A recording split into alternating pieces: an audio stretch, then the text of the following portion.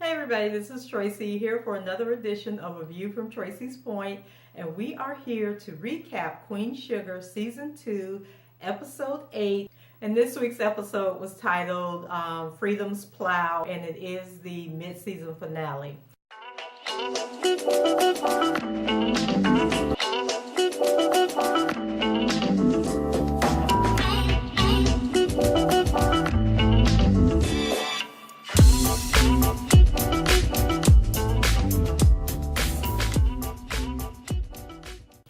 So let's go ahead and get started. Nova did indeed go to Atlanta to see Mr. Dubois. And so she's coming down from the airport escalator. And Dubois, he was standing down with her and he was holding up a sign that said Queen. And I was like, oh, that's so cute. And we're going to see how this weekend goes. He was off to a good start. So I don't know if they were in the parking garage of the airport, if he lives in a condo and they were in the parking garage at the condo, or if he was dropping Nova off at a hotel. I don't know what was going on, but they was in this SUV and he pulled into a parking space. So the two were talking, and at the end of the conversation, Dubois lets Nova know that here is where he wants her, or something like that. Some kind of way he phrased that. So when he gets out of the SUV to walk around to open the door for Nova, she done climbed into the back seat. So then he's looking like, what? Okay, where's she at? So then he opens the back door and Nova was all reclined in the back seat. And I'm just like, okay, Miss Nova. And so I'm thinking like, is Dubois really ready for this type of action? Like, is he the type of brother, that could truly understand, that spontaneous, passionate sex moment? Or if he's probably looking at Nova like, what I got myself into? So Dubois takes Nova as his date to this highfalutin dinner with all these, intellectuals, I'll say. And so tensions go high as soon as Nova meets this guy named Tim, who's a writer for, I think they said it was the Atlantic Journal or something. And so it's clear that she's familiar with his work, even though he, threw in a little jab that he had never heard of her before the NABJ conference, where she had been invited to speak to. So the scene kind of reminded me of the scene from the movie Get Out, where they were having like the reception before the auction. And so they were going around introducing the black guy, I can't remember his name, on the in the movie, but they were going around and he was meeting all the different people and they were sizing him up to see if, they wanted his brain. So Nova was being sized up to see if she was a good fit for this group that Dubois be hanging out with. So at dinner, the guy Tim, he begins to talk about eliminating either illegal immigrants or overpopulation in New Orleans, poor Ninth Ward, because the country can't afford to support both. So either the poor black people got to go or the illegal immigrants got to go, one or the other. So before he can even finish talking, we already know Nova about to go for the jugular. Like, she ain't about to sit there and let this go down without putting her 2 cents in. So Nova said to him, people like you with power talking in rooms like this with hors d'oeuvres is how, the world gets carved into little pieces, isn't it? And so I was like, okay, Nova, like, you ain't get ignorant with them. You kept it on their level, but you got your message across. And so meanwhile, Dubois, he's just sitting there listening intently, like he knew Nova was probably going to go off at some point during the dinner.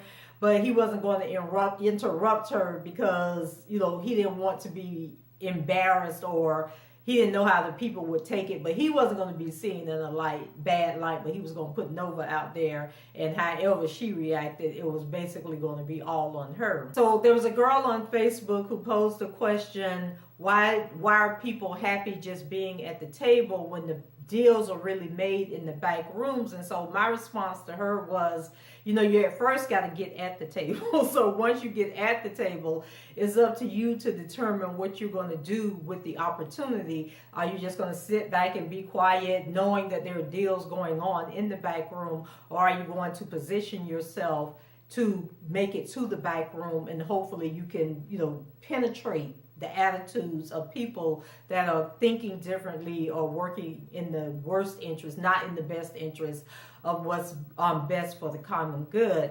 So I think that's kind of like where Dubois is stuck at, where he's like, yeah, it pisses me off to have to listen to this crap, but at least I'm at the table. At least I can share my ideas. At least I can bring people like Nova to the table and let her say what she needs to say, you know, speak for the people in the Ninth Wards and these other communities, you know, that are being mistreated by the decisions that are being made in the back room.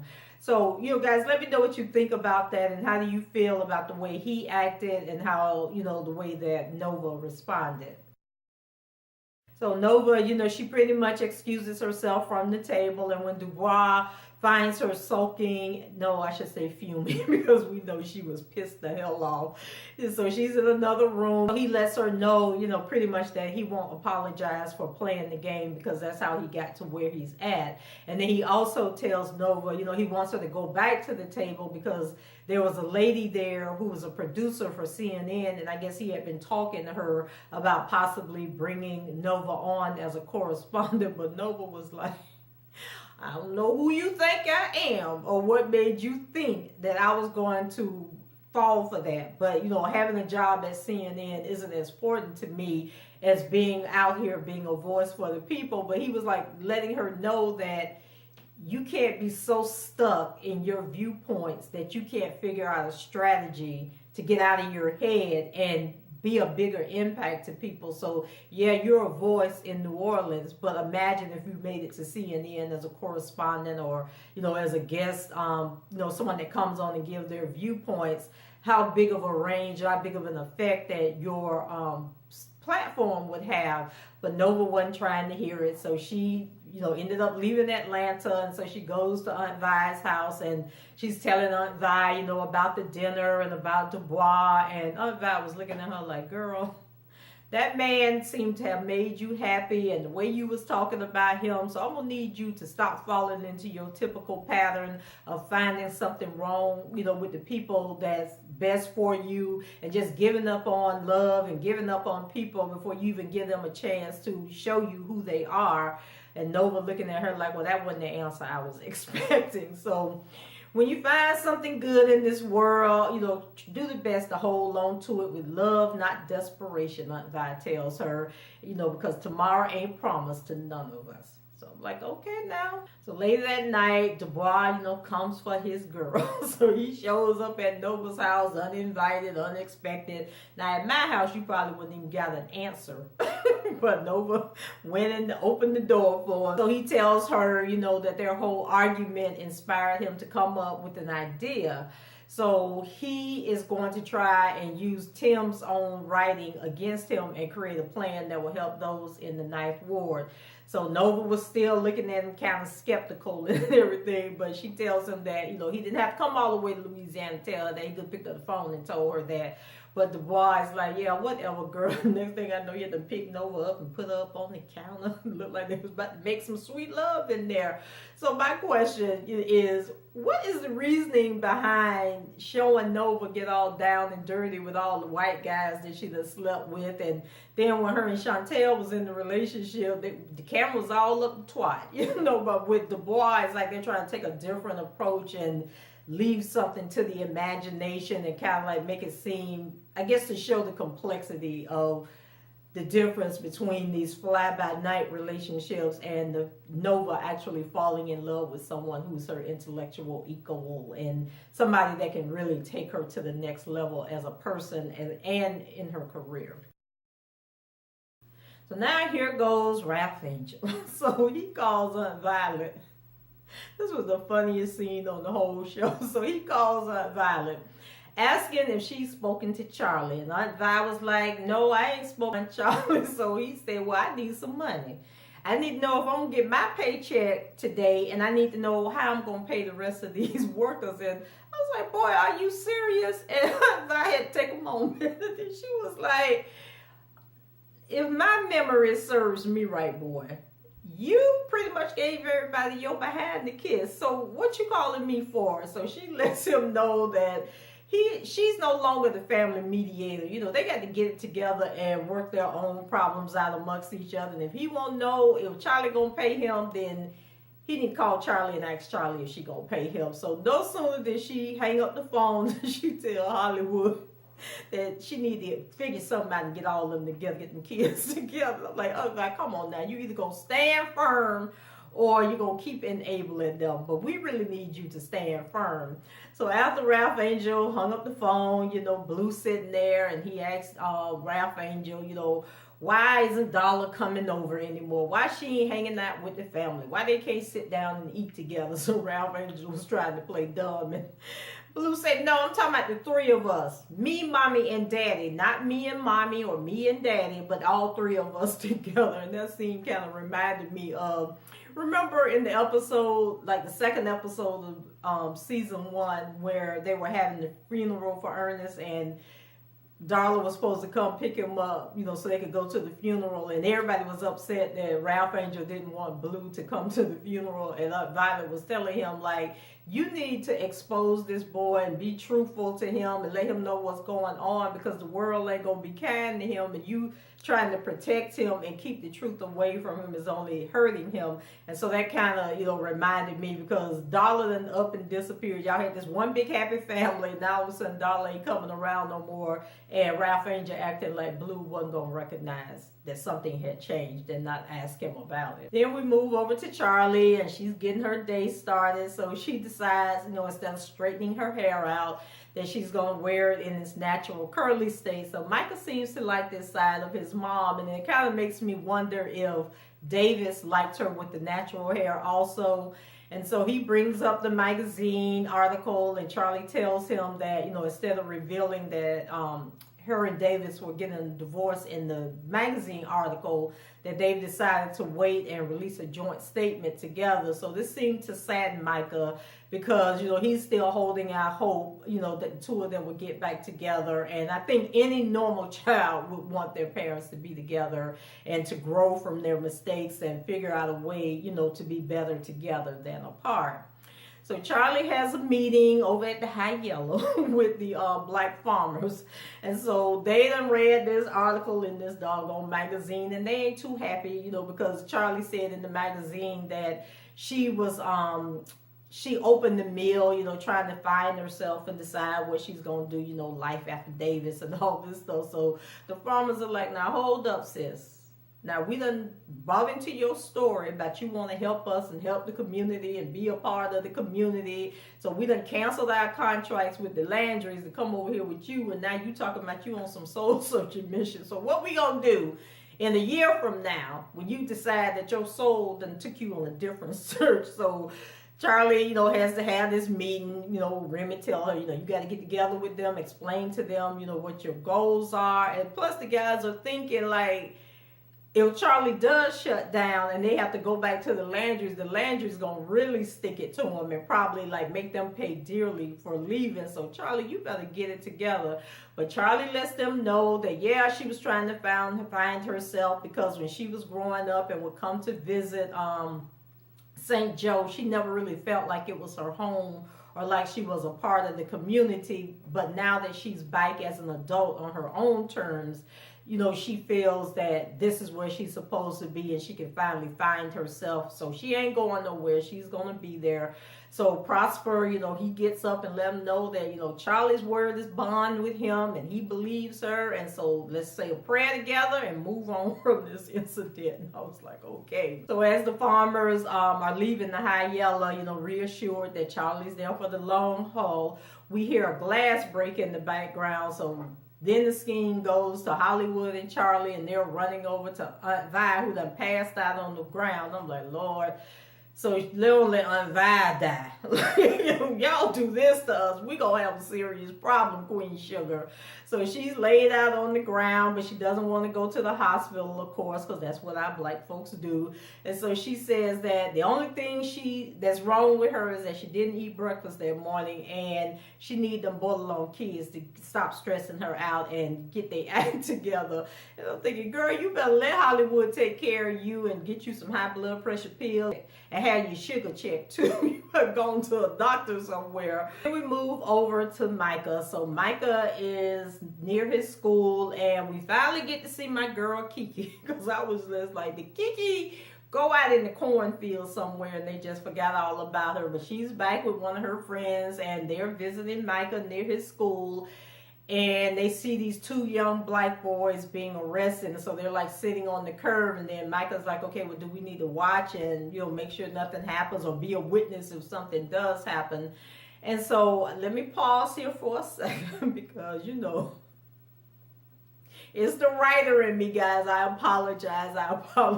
It's the writer in me that be picking up on these things. And so I thought Micah's school was in New Orleans and that Kiki lived in St. Joe Parish.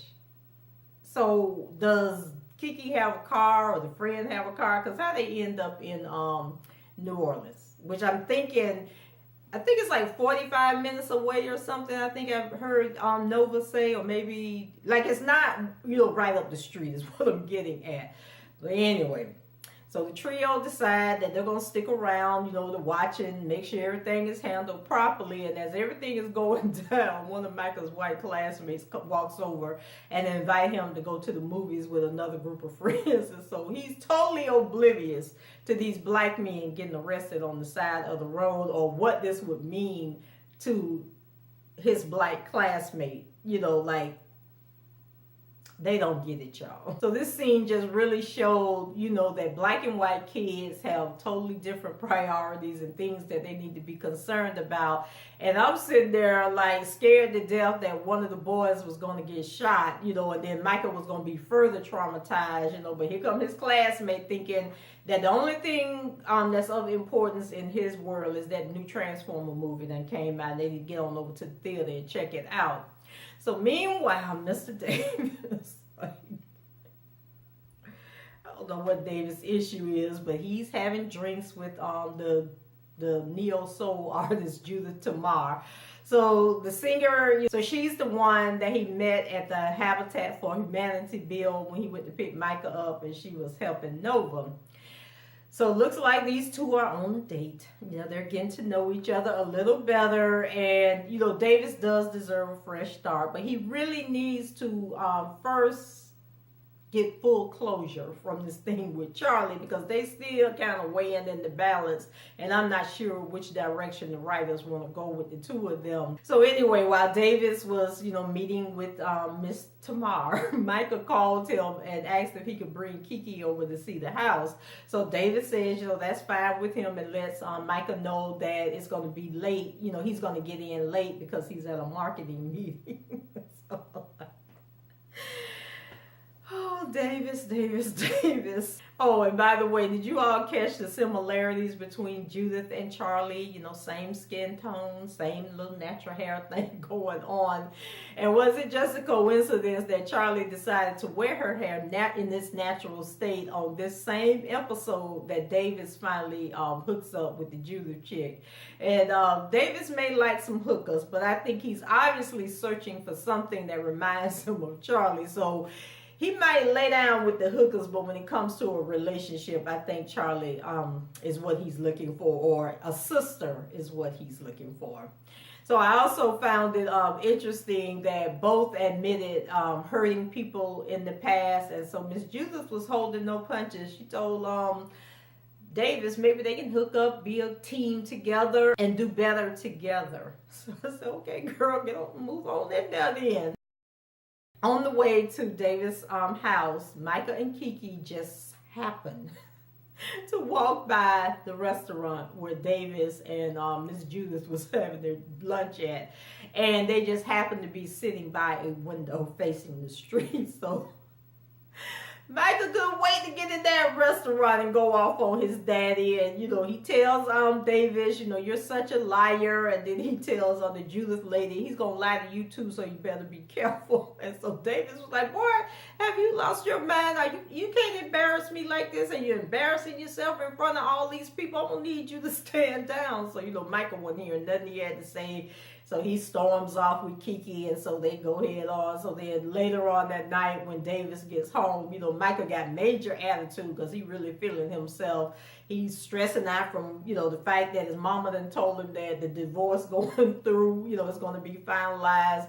Then he got to deal with, having to relive his experience with the police through the 2 black boys. And then he was with Kiki nonetheless when all this happened. So, Davis, you better watch out. So, I think Micah said something to Davis like, who are you, fathers knows best? And Davis let him know, like, boy, regardless of what you think about me, I am still your father and I will jack your little ass up. Like, we ain't playing this today. So then Micah, he reminds Davis that, everything that's happened to them, having to leave California, having to uproot, lose his friends and being in St. Joe and, him getting arrested, all that's Davis' fault. Like, he set all of that into motion. So, Davis isn't buying it. And, he asks Micah, like, what's really wrong with you? What really happened that night that you was arrested? And I don't know if any of us was ready for the answer, because I surely was not. And then Micah, he started breaking down, telling what happened. And all I could think, and I'm sure everybody else was thinking the same thing, was like, Lord, please don't let Micah say that this man raped him. Because he said that, the guy was calling him the N-word and, telling him he was an uppity N-word and thought he was better than everybody else. Because Micah had told him that he was Davis's son. And the guy didn't believe him. So he said that they passed by the police station and then they ended up in this dark alley and the guy got out. And then he said, well, you know what I'm going to do for your uppity mouth? I'm going to put something else in your mouth. And I was just like, oh no, I'm about to turn the TV. Like, I'm not fixing to hear this story right here. But then Michael said that he put a gun in his mouth and pulled the trigger.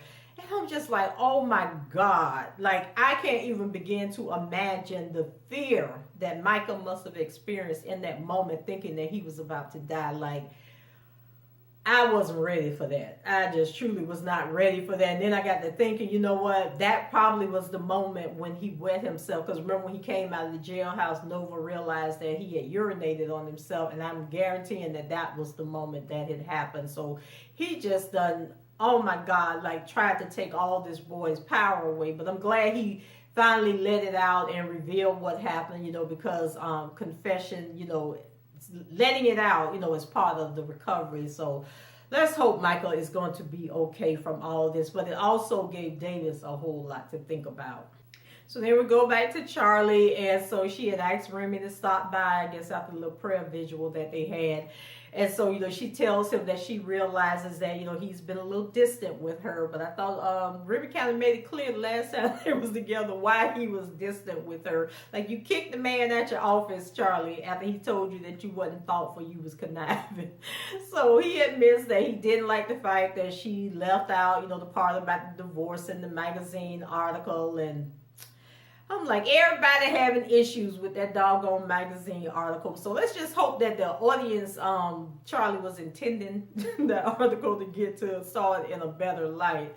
So Charlie was all in her feelings this episode, trying to be a softer, gentler person. So she confesses to Remy that she really is into him and wants to pursue a relationship, wants the divorce is final, but she needs to, take things slow.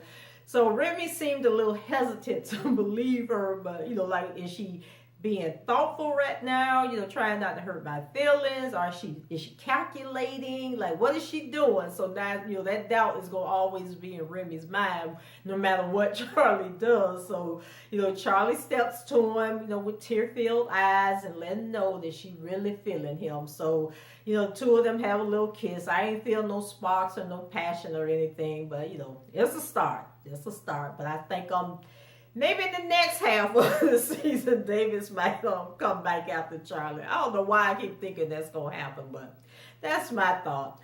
So at this point, it feels like Charlie has resigned to settling for Remy because she's lonely and because she needs to fight the demons that Micah put in her head when he said that he was hoping that her and Davis were reconciling. Because, we be honest about it, Charlie really hasn't dealt with her breakup of her marriage. She has moved into action. She's created diversions but she hasn't really dealt with the breakup. What's some 5 steps they have where you're angry and all, and acceptance and all this stuff here, denial. So I think she's in the acceptance mode right now, but she still hasn't really, just like really had that good long cry over the breakup of her marriage and that they, just decided to give up. So let's move on to Darla. So Darla goes in to talk with Charlie and, about the tension between the two of them. So they're having this interesting exchange, when Charlie lets Darla know that she felt betrayed when she learned that Darla knew about that letter that Ernest wrote, and that she, still came to work for Charlie knowing that secret. And so Darla let Charlie know real quick that letter was not her truth to tell, that she supported, Ralph Angel sharing the information in his own time, and that Charlie wasn't going to make her feel guilty about that. And so she lets Charlie know that she wants to continue working for her and doing a good job if that's okay with Charlie. And then she turned around and walked away, and I was like, okay, Miss Darla, I'm scared of you. So now my question on that part of the show was, do you think that it's a conflict of interest for Darla to continue working for Charlie and having a relationship with Ralph Angel? Because in my mind, if I was Charlie, I would be thinking that Darla is going to be going back telling Ralph Angel stuff about my business, and I would have a serious issue with that. So later in the episode, Darla sits down with Blue, to explain why she, hasn't been around this much. So instead of her telling Blue, your daddy was being a jerk and I wasn't going to stand for it, she takes the high road and gives him some cockamamie story about her being sick. And so she has to keep herself on a very strict schedule in order to keep herself healthy now. I guess that was a 6-year-old level way of explaining her situation, but at some point they're gonna have to come clean with Blue and let him know. So what age do you think is a good age for a child to learn that their parent is a recovering drug addict? So at Darla's 2-year sobriety celebration, Ralph Angel is there, and then Charlie comes in with a big beautiful bouquet of flowers for Darla. So I'm glad she still decided to come. So Darla's sponsor pulls Ralph Angel aside, to talk to him privately, and she reinforces to him that if he is not there for Darla 100%, that he needs to walk away and leave Darla alone, because Darla don't need no drama, she don't need no foolishness, she needs somebody that's stable, who's responsible, who understands what she's going through and is willing, who knows that this is a lifelong illness that she's dealing with. I mean, she was really laying it down to Ralph Angel. She wasn't holding no punches. Ralph Angel had that look in his face like, don't nobody believe in me. Don't nobody trust me. But I'm going to show y'all. I'm going to show y'all. So I'm like, oh my God, Ralph Angel. So, Darla goes over and she talks to Charlie for a little bit and thank Charlie for coming. And then there was a part of that little scene where Darla was off talking to this guy and this lady, and I can't remember if the guy was in the if the guy was the relative of somebody in the program, or vice versa, if he was in the program and the lady was supporting him. But Ralph Angel had that little look of jealousy, like Darla was spending too much time talking to that guy. And then it was during the time when the lady was talking to Ralph Angel about him understanding what this really means. And so I guess Ralph Angel was thinking, I hope that guy ain't trying to take my woman, because he may understand better than I do. So while Darla was talking to Charlie, the lady came over and told Darla, hey, come over here and let's take some pictures together. So that was the opportunity for Ralph Angel to go over and talk to Charlie and ask Charlie about that money. And I thought Charlie was going to cuss him out, but they gave Charlie a very humbling experience in this moment. And she told Ralph Angel, you're my brother. And I swear Charlie said that Ralph Angel was her big brother, that she wasn't going to lose her big brother over money. But that can't be, because I think Ralph Angel is in his 20s, and so for Charlie to have a child that's 16, that's humanly impossible. So, well, not humanly impossible, but that's not in the writing. So I don't know what she said when she said something about she wasn't going to lose her brother. Anyway, Charlie told him that everything was going to remain the same until they worked everything out that nothing was going to change. So, that was a big relief off of Ralph Angel's shoulders.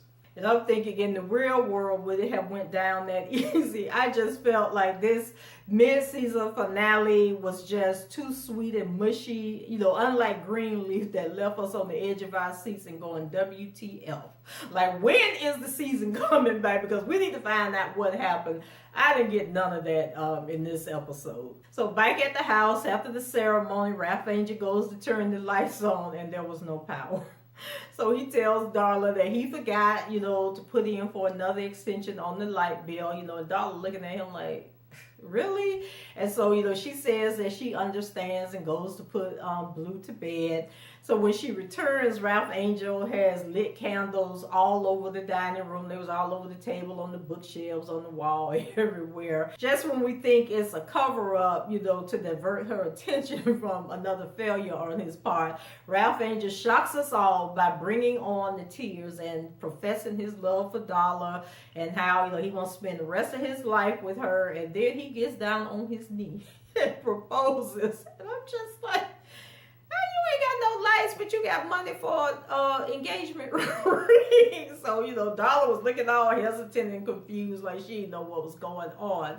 And I'm just thinking, like, what's wrong with this picture? You talked all that mess on last episode, but then when you realize you ain't got no money, you ain't got no friends, you ain't got no family, now you got a ring and asking someone to be your wife. Like, oh my God, I just don't know. I don't know. Of course, everybody on social media just thought this was the sweetest, most romantic thing, and they just eat it all up. And I'm just like, we have short-term memory. Like, we are so desperate for a happily ever after that we just forget everything that happened 5 seconds ago. But it was a cute little touch. I was wondering if that was the same ring that Nova found in the lockbox, because like, this ring looked like it was in a black jewelry box. And I think the one that Nova took out was, it was burgundy, I think. And then I was thinking, okay, well, it was in the dark and it was by candlelight. So it could have been the same box. And then, speaking of which,